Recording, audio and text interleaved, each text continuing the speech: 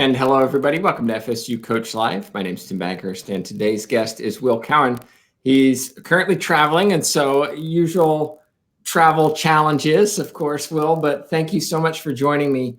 If you wouldn't mind, just give us a little bit of background of where you've been from and what you're doing today. Well, Tim, first of all, it's my pleasure to be here. I'm currently in San Antonio at the women's NCAA tournament. Cleared COVID testing. I've got my Tier 1 badge, so we're ready to roll. So I spent the first 40 years of my life in Southern California.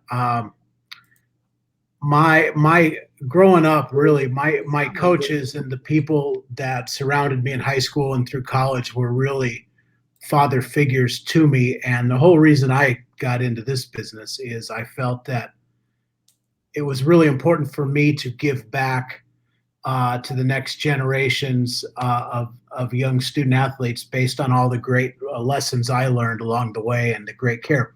So that being said, I was a high school, literally everything from freshman baseball to sophomore basketball, sophomore football, all the way up to being a head varsity coach, a high school athletic director, and then at 30 years old, I was hired to be the head men's basketball coach at a community college in Ventura College, my hometown.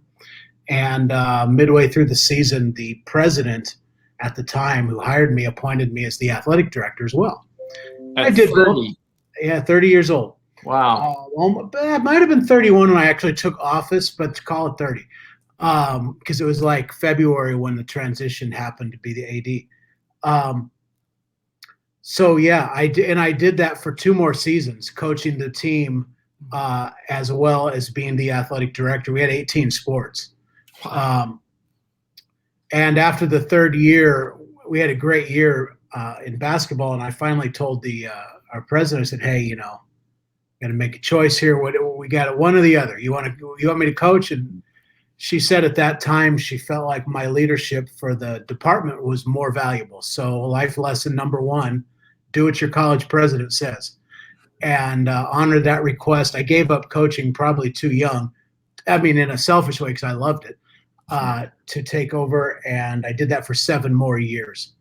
By the time I left, I don't know, we had 60-some conference championships and a lot of success on the field. But more importantly, we were able to open a student success center for the whole school, led by the athletic department, that focused on at-risk and challenging students with challenging backgrounds, right? From either low socioeconomic backgrounds or all different types of challenges. But it's always been a passion of mine, really, to help the students that need us the most.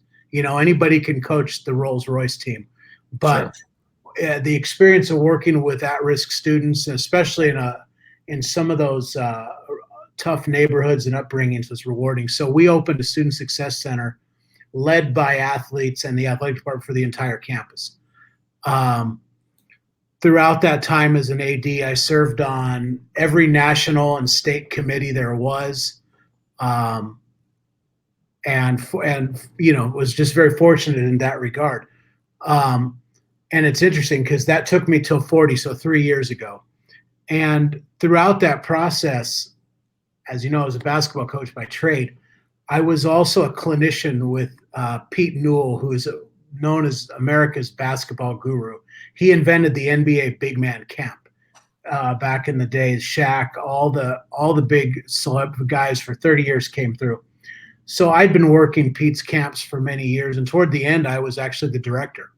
And that's how I got connected with Florida State, is Coach Sue, Sem Rao, and Brooke Wyckoff, our head coach and interim head coach at this time, reached out to me. And I came out and did some clinics here in Florida for 2 or 3 years. And that's how the relationship started. And that's really a valuable piece, is you just never know who you're going to run into in this business. It's a small world. And when Coach Sue and Brooke asked me to come do a couple clinics, who would have known 3 years later they were going to create a position for me to move to Tallahassee full time at 40 years old. So I picked up my life and moved out here to Tallahassee. It's been wonderful. I've since got a home, and I've been on staff now for 3 years. So what does a player development director do? Um, it's interesting. It's a great mix because, of course, I get to do a lot of basketball analysis. And what I mean by that is I stay out of the day to day, the nuts and bolts of drills. What I do is I could really get into film weeks and months in advance of wherever we are, and do a lot of research and really help Coach Brook with the planning phases. So to put that in real terms, what that means is in July I would start look. Well, let's take a normal year. Forget COVID. Under a normal season, Sure. in July, I would start looking at the top 3 or 4 opponents: Michigan, Michigan State, Texas A&M, whoever was on the schedule last year before COVID. It was those three, Florida, LSU. Those are like the 5 preseason games. And you start working on at a very high level in the summer of what type of returning personnel they have. If they have some really good post players like Texas A&M, what types of moves do they like? What types of coverages do they run? What are some of the things we need to be prepared for as a basketball team way ahead? So I present that information to our coaching staff, and then we kind of work, and then I just try to help facilitate that advanced planning. So that's the first part. Which is keep going. I go on to part 2 before I ask another question. Yeah. Okay, so we can go more into basketball later, but in addition to that, I also oversee our fundraising efforts for the program and work very closely with Seminole boosters. I got roped into that quickly after arriving. That's the old AD comes out of you when you're used to having to schmooze and talk to important people, and I enjoy that. We had an amazing fundraising year. Last year, we raised twice whatever had been done in the past, and it was a lot of fun. And the third part is, for lack of better terms, we call it life skills. It's student athlete development. It's really preparing our student athletes for Chapter 2. What happens when you leave? Are you getting drafted? Are you trying to do the Olympic sport route? Grad school? Are you going straight into the workforce? Is it entrepreneurism? And now the latest twist, the fourth thing I'm doing is name, image, and likeness. Mm-hmm. And I am the co-chair of that task force for the campus.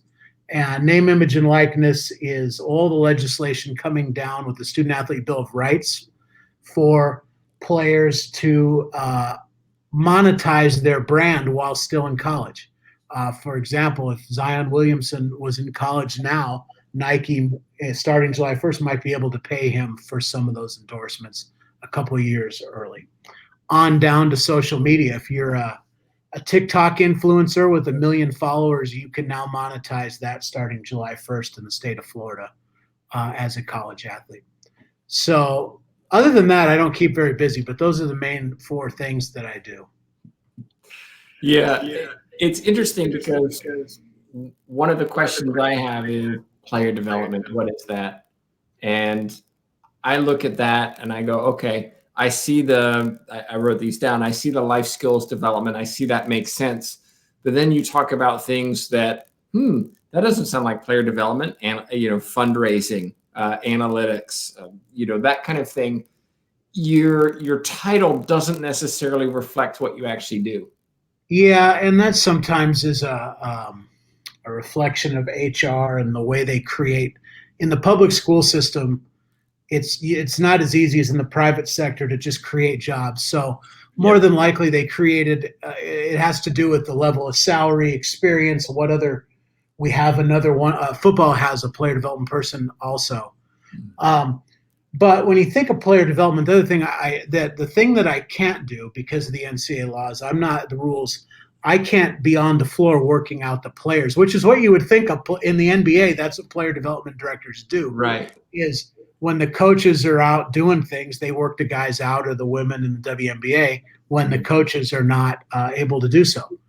But what we do, and our Coach Sue looks at it very holistically. So I obviously am a resource for the coaches in terms of developing fundamentals and footwork and terminology, and our glossary and we have a language we speak here of basketball, and working in those areas. So it's not quite like being on the floor, but I get to stay involved in that regard. The one thing I'll also say is I don't recruit. So when on a normal year, I don't travel and I don't recruit. But the fundraising is there because if you truly want to develop players for life and provide a world-class experience that we do at Florida State, and we want to do things first class, unfortunately, that's not fully funded. So quite honestly, a lot of the fundraising we do goes back into how can we provide the greatest experience for our players. And quite frankly, that's from raising money. And we've done so quite successfully. We've had donors, Alan Flamen and Carol Flamenhoff in Connecticut, hosted us when we were at the Mohegan Sun over winter break a couple of years ago. Had the whole team to the house, dinner, the whole 9 yards they have a personal basketball court underneath their house. A Florida State court's pretty awesome. And we've had many boosters step to the plate. We've had Ann Hamilton, the vice president of Disney, have the team in Orlando to her home for an afternoon. We've had Brian Bullrice, a phenomenal corporate business mind, talk to the team in Orlando, and on and on. The Langford family locally in Tallahassee. So we work really hard with all of our boosters to engage the players in that way. So they're connected with the boosters, but really they're making valuable ties for their careers. One of our players already has a job waiting at Disney from that experience, if she so chooses to do it. I want to eventually get back to the analytics because I think Sure, that's an interesting one, but I think that's a much bigger question that maybe takes a little bit more time. Talk a little bit about the athlete development of life skills. How do you do that? Is there a systematic program in place? Is it based on the players that you have on your team in that season? Do you bring in guest speakers, online training? How does that actually work? Yeah. So that, as you said, when they come out of your program, they are prepared to go into whatever career they want to choose. Yeah, Tim, that's a great question. And quite honestly, when I got here, that was my job to create that structure. The institution offers some in the athletic department, but there might be one or two full-time employees for 500 student athletes, if that makes sense. Unfortunately, it does. I understand that. Yeah. Right. And so they offer some great programming. So what I did, my approach when I got was first to kind of spend the summer surveying the land. And I'll talk about some of the aspects of campus we do utilize and then how we fill in from there. Okay. First of all, Geneva Scott at our Career Center, they are phenomenal. If you didn't know, they have literally mentors and liaisons available for every major. So I start right there.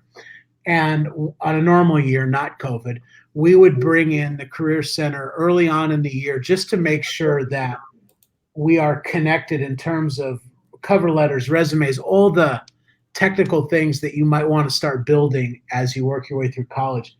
And now we have an online, because of COVID, this Knoll network that we get on. So we start with the Career Center. We make sure that the players are connected for as many opportunities as we can do there. Within the athletic department, we do host 3 or 4 events here that are big networking socials with the booster. So we plug those in. The department has the SLS class, which is required for every freshman athlete, and it's just for athletes. And it's like one of those college preparedness classes. What does SLS stand for? It's I couldn't tell you. Okay. Student learning something. It's just the code for Okay. one of those deals. It's in the catalog. I should know that, but we rebranded the whole thing in the last year or so with Ashton Henderson and Sarah Petronio. And now that class is literally a 17-week journey through all the different, it's like a big sampler platter of life. And it's how to survive on college, but it's really more about finding out entrepreneurism, business, like what's your niche? Like what are your interests? And so our goal with that is really to find out what our players think they want as freshmen. And in our program, we create cohorts. And as we work through, we kind of customize programming to what they need. Quite honestly, the first 2 years, um, that's enough. Those events that I spoke of. And really, what I've done in the last couple of years is I really get into it with our juniors specifically, and making sure that they have internships, and they do. Our two elder stateswomen both have internships. We've got a couple more looking right now. One's in the entrepreneurial world. One's involved with SAC and everything under the sun. So I feel like our elder stateswomen, so to speak, are as engaged, as connected as they can be. And then I just kind of manage it from there individually. It's definitely not a cookie cutter thing. We absolutely bring in financial literacy specialists. We absolutely bring in people from business, things of that nature. And we've done everything from Wheel of Fortune budgeting to, playing Monopoly and trying to figure out how to set up taxes and deal with as many real life circumstances as we can. The last year during COVID, a lot of that's been challenging, but I feel like we're in a pretty good place. But I will say, though, with the name, image, and likeness education coming, we are going to be partnering with national experts. We're going to have like Morgan Stanley coming in to do our financial literacy. We're going to have Influencer, which is a large social media company, coming in to do training. So we're really going to hit on a lot of those areas, personal branding, all those types of things to really help develop that brand. Can we then move on to this name, image, and likeness? Sure. Topic? Because it's banded about on ESPN. People are talking about it, but I think a lot of people don't really understand, what does this mean for collegiate athletics? Is collegiate athletics itself going to suffer because the revenue is going to the athlete, not to the program, for example? Yeah, that's really interesting. That's a great question. First of all, you're correct that most people that speak in vain about name, image, and likeness don't know the full effect of it and the power behind it. So there's really two ways to look at it. You can look at it that way and be like, you know what?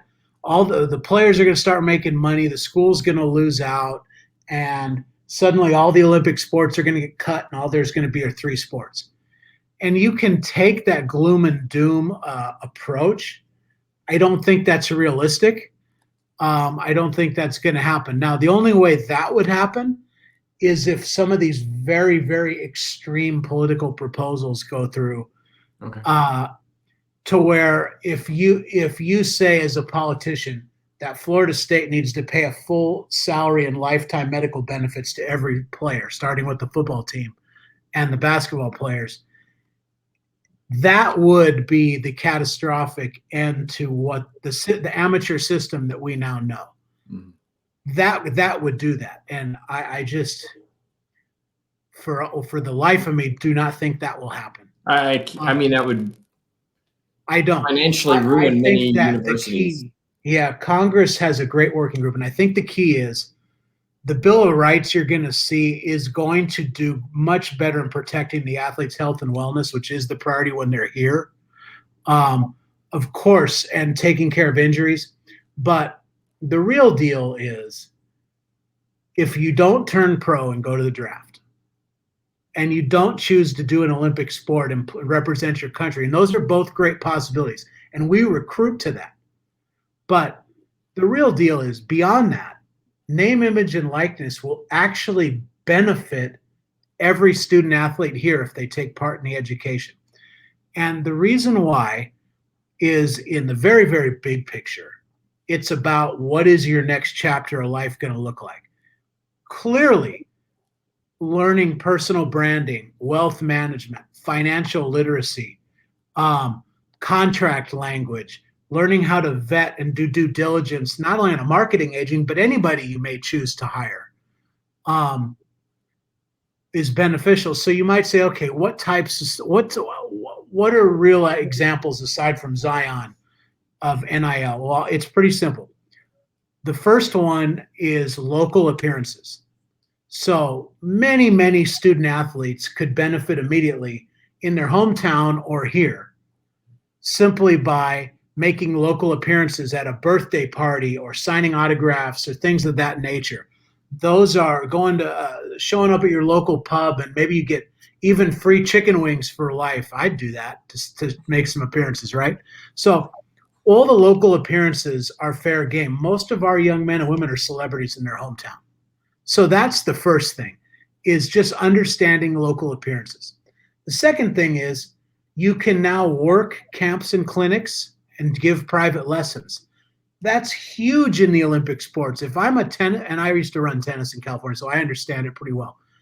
As a tennis player in college, instead of all the country clubs sneaking around that goes on, now you can give lessons and golf, things of that nature. Softball's a huge one in pitching. So the camps, clinics, and private lessons and the appearances, that's not a celebrity deal. Every student athlete that's interested could do those things to make money. And you say, well, why do they need more money? Well, first of all, not every athlete's on a full scholarship. In basketball and football, we're fortunate. But many student athletes are taking out tens of thousands in loans. Maybe we can mitigate that. Mm-hmm. Not every student athlete, when they go home to a really wonderfully cushy environment. There are challenges. We've had players on our team that are their life is fine at Florida State, but their family may not be. So can you earn some money to help there? If you got all that covered, can you save money for the draft or whatever it is you're trying to do when you leave? So then you say, okay, what else? Well, social media is a huge one. TikTok, Instagram, Twitter, and it's all algorithms, right? Social media is driven by algorithms, and the algorithm is stirred by people that influence it, right? So if you have players with tens and thousands of followers and they get the proper education, they can begin to monetize their social media and endorse products, right? Like whether that be fashion, modeling, potato chips, whatever. There's product endorsement, but you can also be paid just because of the volume of your TikTok algorithms, right? There's companies that'll hire you just to TikTok. Can I ask them what athletes cannot do? Right. So there will be, and again, in Florida, this doesn't happen until July 1st. But right. When it goes into effect, there will, of course, be a list of dispensaries, strip clubs, alcohol. There's going to be certain things off limits that you can't endorse. Okay. And same with social media. And I don't want to get too deep into like licensing stuff, and I'll touch on that in a minute. But there will be certain businesses, like if Florida State is a Powerade school, that's a whole other can of worms. It's possible the player could work through Powerade, but that'll have to work through the school. But what is possible is if we're a Powerade school and the player wants to do a deal with Gatorade, then that would be they would have no Florida State gear. Like, you can't wear what I'm wearing and endorse a product not supported by Florida State. That's getting into the weeds a little bit, but those opportunities will be there, and with local car dealerships, you name it. So that really leads me to and then the highest level of NIL is an equity type deal, where a company is paying you a percentage of their company to endorse them, or you are a brand ambassador for a larger company. But the small local companies, that's where the action's going to happen right away. It might be the local car dealership. It might be the local restaurants and things of that nature there. Then there's and this is back to your gloom and doom, and if anybody's listening to this, and I only know this from sitting on the national committees that I've been fortunate enough to listen to. There is a very great possibility that athletic department licensing for our marks, like the Florida State, all of our licensed products, the various logos and things that we have, those will all be fair game to be negotiated in name, image, and likeness. So you talk about the benefit of being in college, your platform but without the Florida State brand is much diminished compared to your platform with the Florida State brand. So for 4 years, we're going to teach these student athletes how to leverage their personal brand and the Florida State brand legally, but how to leverage it to ultimately be more valuable when you leave. The money you make while you're here is great, but ultimately, and forget an athlete. Let's say you want to be a financial advisor and you're leaving Florida State with a degree and you're going to work for Northwestern Mutual. By building that brand for 4 years in college of your own following, of being with the internships, we're going to have a young lady graduate our program, Sayani, who will have had a whole year of internshipping with a bank. She will be a financial expert when she leaves. So if her social media following needs to be networked into finance, right? I'm into cooking, okay? So I can tweet at the chefs. Those people need to tweet at and learn how to brand in the world of finance. So when you are offered a job, bottom line, you can command a higher contract. It's no different than a professional athlete. If you're a guru in finance, you need to have the strongest personal brand possible when you leave college. Do you think that students are going to have, maybe they're not allowed to, but a lot of this, it sounds like, needs to be managed, because athletes are going to be responsible for more and more of their own image, likeness, name, all this stuff. Are we going to see more agents coming into play? That's the $1 million question. So I'll give you the example. Scott Boras might be the biggest power baseball agent there is, right? I mean, he had some of the biggest contracts around. Forever thus, sports agents were not allowed on a college campus until a player, of course, declares for the draft and they're done competing in college. That still holds true. So you're not going to see sports agents on campus any sooner with NIL than you did before. However, you will see marketing agents, companies interested in helping manage that. So we're developing our programming now at Florida State as to the education. We're going to educate our players as freshmen and as juniors at least twice on those areas, right? We're going to bring in third-party national experts to help us do it. It's not going to be me giving the lecture. It's going to be someone that maybe was a former NFL PA rep that understands this stuff. Something like that's going to come in, where you're going to have national experts, or you're going to have people that work ESPN. You're not going to see, it's not in our wheelhouse. It's not what we do as educators, right? So we're going to strategically bring in who we need to make sure our players are educated, and then have a system in place to make sure we're managing it compliantly, and whatever boxes need to be checked are checked. However, marketing agents will be allowable at the player's expense. We're not going to be hiring agents for our players. Right. But what we will do is educate, and we will have a system in place to help manage it. And at some point in time, are players going to have to seek possibly an accountant or a lawyer for professional advice? Absolutely. Absolutely. And the best thing we can do is educate and prepare them with the strategies they need, the questions to ask. Hey, I'm thinking of starting an LLC or a not-for-profit. Which one's better? Right. We'll educate, but ultimately, students are going to have, I would say, fast forward life 4 years, 18, 19 years old, you're going to have the opportunity to make those decisions. Yeah. I see this as being a very complex few years coming.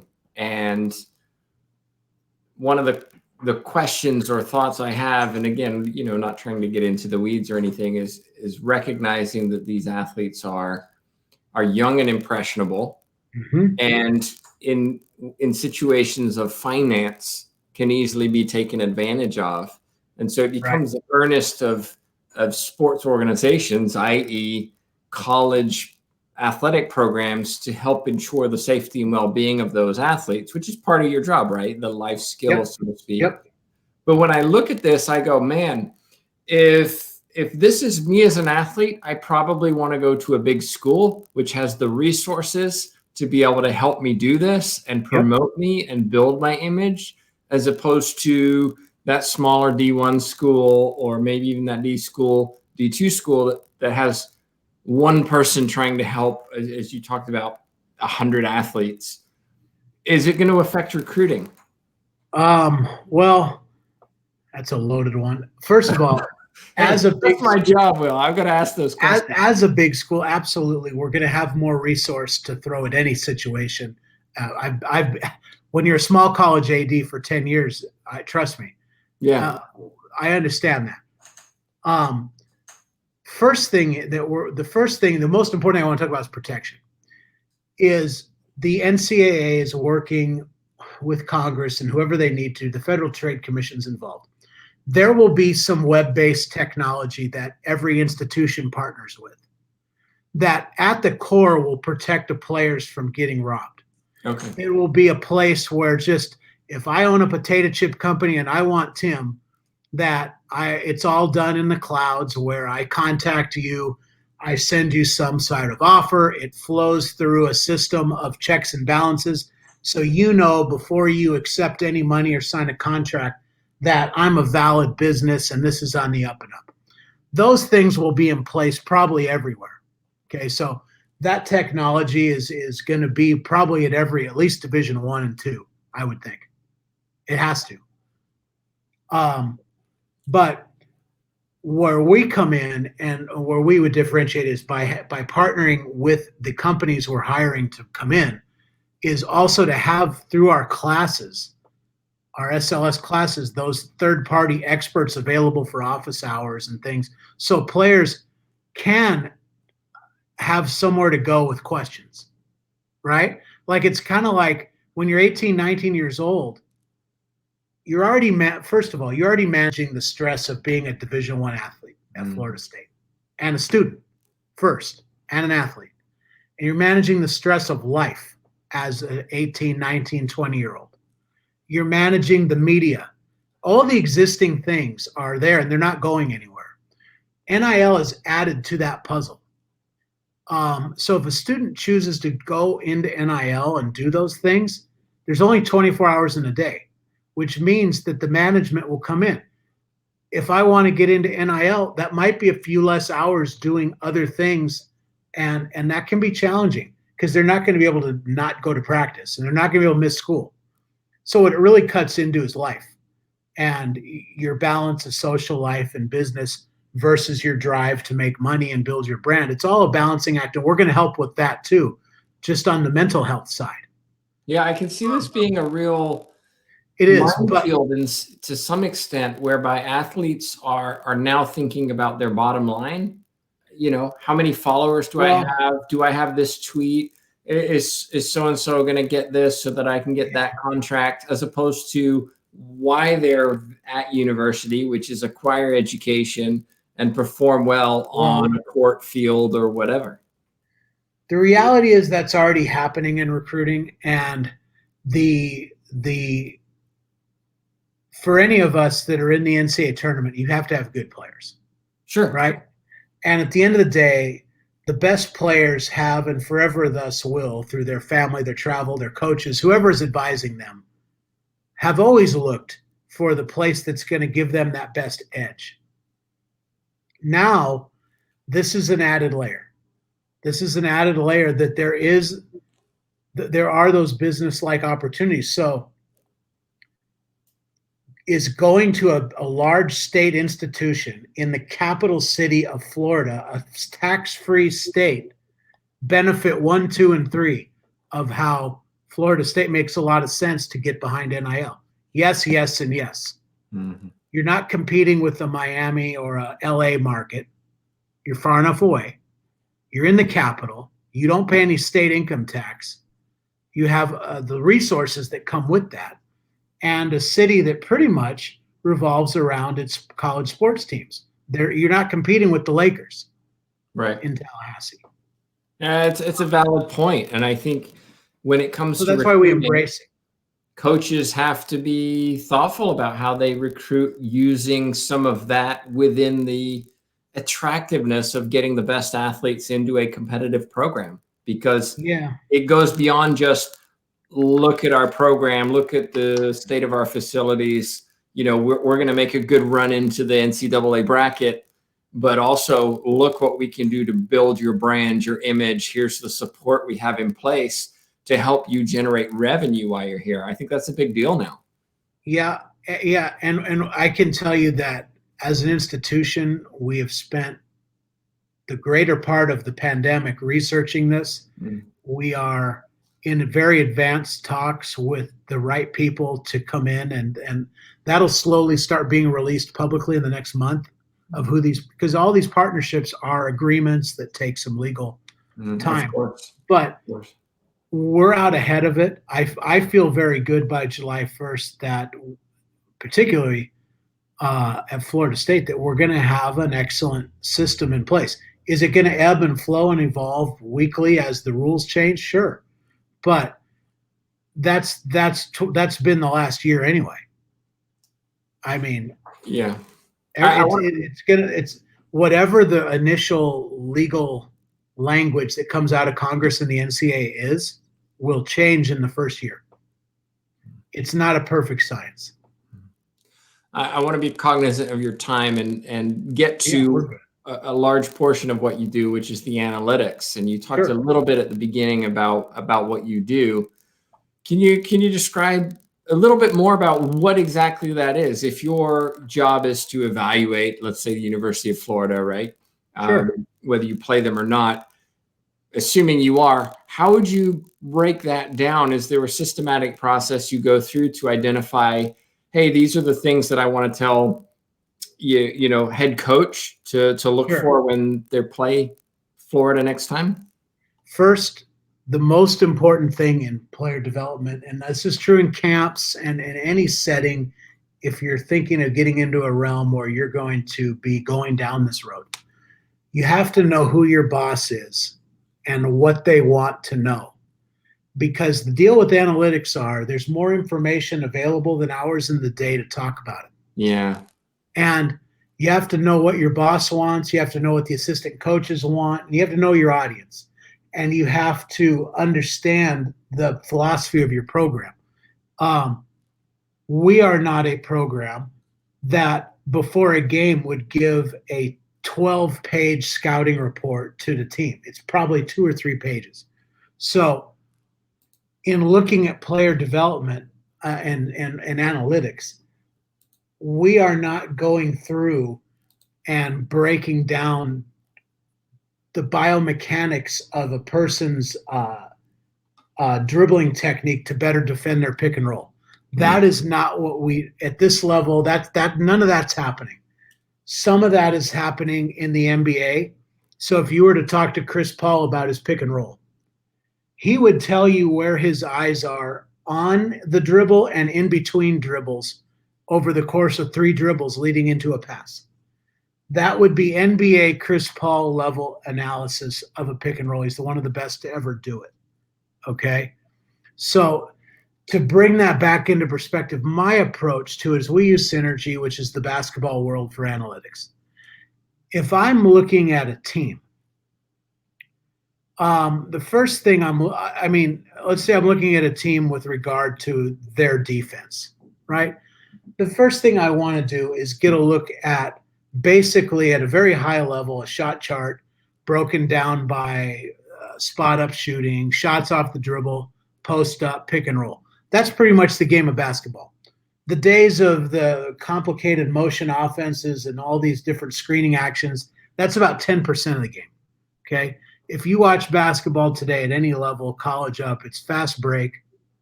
You got dribble penetration, you got your pick and rolls and your post-ups. That's about 80% of the game. And and everything else falls in the last 20% of other. So we focus on the major.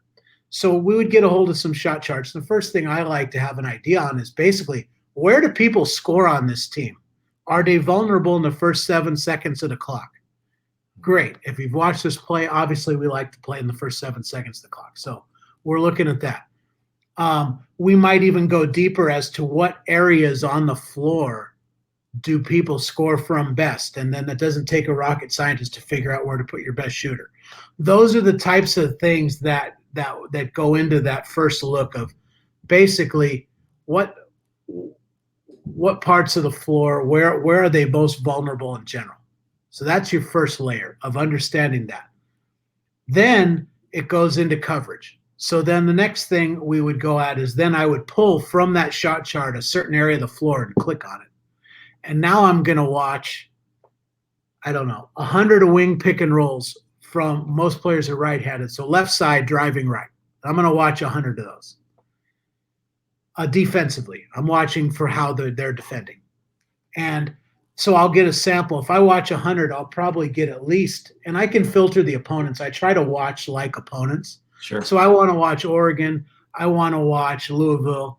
I don't necessarily want to watch team mid-major. It's just, you got to see apples to apples. So I try to get about 100 good clips, Power 5 wing pick and roll attacks. And in that 100 clips, I will have a very good feel for how they're going to cover it. And what are we talking about there in terms of the analytics? So we're charting. I'm looking for tendencies. I'm looking to see, okay, if they only trapped 2, and most of the time they were in a very conservative defense, giving up short jumpers, and they switch every now and again. I don't want to bog my boss down with the fact that in 100 clips, I saw 2 of this. If they only did something twice in 100 clips, it's on my radar. If it becomes a problem in the game, I'll probably say something to the assistant coach. But we're not going to bog our time down in something. We want to major in the major. Mm-hmm. So the biggest thing I want to get a feel for is what are the 2 to 3 coverages we're going to see the most in this game? Because that's where the chess match comes, right? If we know that a particular coverage, it's hard to articulate, but if they're helping from a certain area on our screen, we need to know, okay, that's the place our shooter needs to be. If this area over here is better, right, for an attack, what's that? You're basically looking for tendencies, habits. Absolutely. And if this area over here is better for our best attacking player, well, we want to put her over there.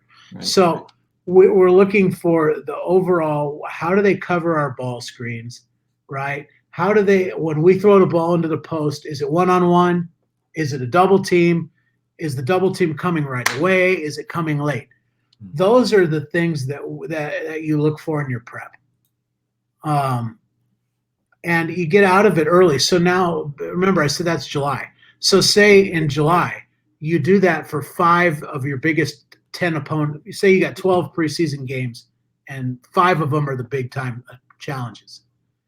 Now you see some real tendencies in the summer. Now it's July, and we're like, okay, Florida, LSU, Michigan State, Texas A&M, they all have these things in common. So now I've looked at 500-600 clips of pick and roll, maybe 1,000, honestly. And so it's not just the tendencies of those teams. Okay, that's the surface level. That's the obvious. Yes, we need to get ready for those coverages.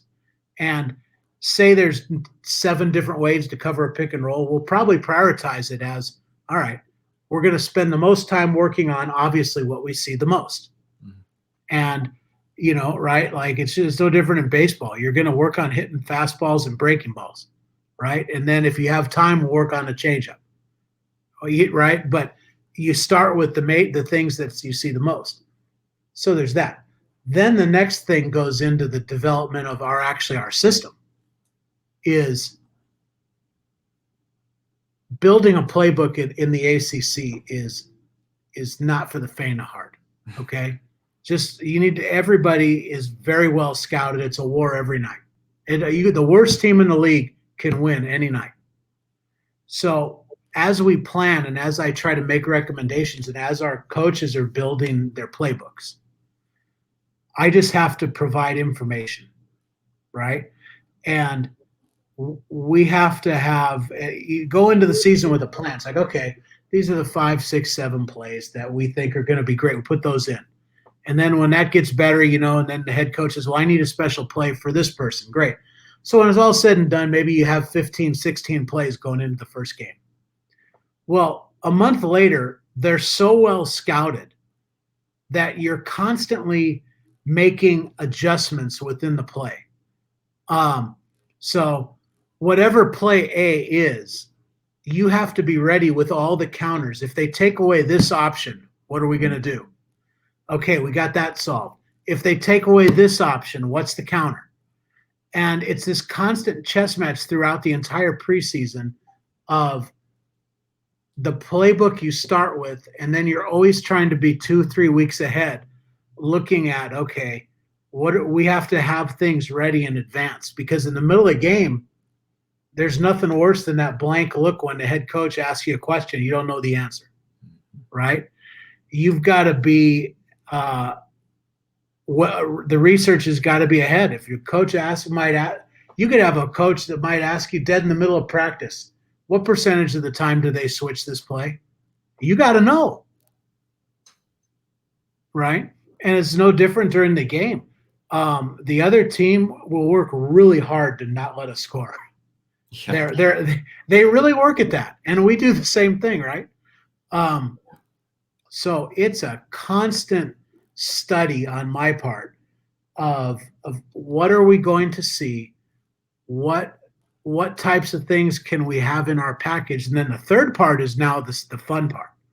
This is where the study and the research goes in, because in the middle of all that, I'm a basketball guy. So if there's a game on, I'm watching the NBA, I'm watching the WNBA, even in the offseason, I'll study some of the European leagues. I'm constantly pulling clips and plays, videoing them even on TV with my phone, and then drawing them up, building a library, so to speak, of concepts and things that you see watching games. So that gives you some really cool ideas, but it's only as good as what we can teach. So it's one thing to go and have some really cool ideas, but then you got to get on the phone and talk to pro coaches, experts, watching videos, going to clinics. In the old days, we went to clinics. Now it's more on video. But you got to learn the stuff too and study it. So when the question's asked in the meeting, you have an answer. So that's kind of for us where we go with the analytics is we don't go too crazy into the, I mean, when you analytics is a loaded term because there's stat numbers of effective field goal percentage, all those things. We don't at this level go too deep there. In the NBA where they play 82 games, they do. Yeah. And they'll go deeper into the analytic numbers. We look at some of that, but ours is more tendency based than it is diving into individual stats for that purpose. Well, thank you so much for joining me, and very insightful. A lot of different topics you covered because you have multiple roles and responsibilities as director of player development. If somebody does have a question, maybe they weren't able to answer it live, watching it on our podcast or wherever, what's the best way for them to reach you? Definitely my email address at Florida State is on the screen, wcowen@fsu.edu. You can always holler at me on Twitter. I always check the DMs or whatnot. If you want to set it that way, it's fine. And Florida State is one thing I will say. It's a special place, and it's a very family-like atmosphere here.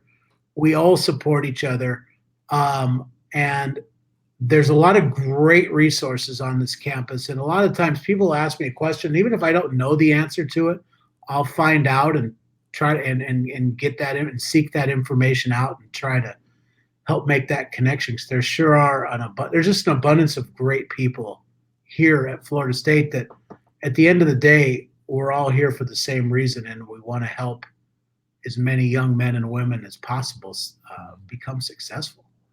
Well, I know I look forward to meeting you in person because we've never done that courtesy of a COVID pandemic, but fingers crossed we'll be able to do that soon.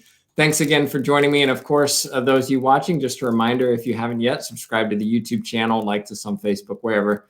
We try to put out interviews each and every week. Be sure to look for our podcast as well. But until next time, on behalf of myself, Tim Baghurst, and Will Cowen, thank you so much for watching. All right, go Noles.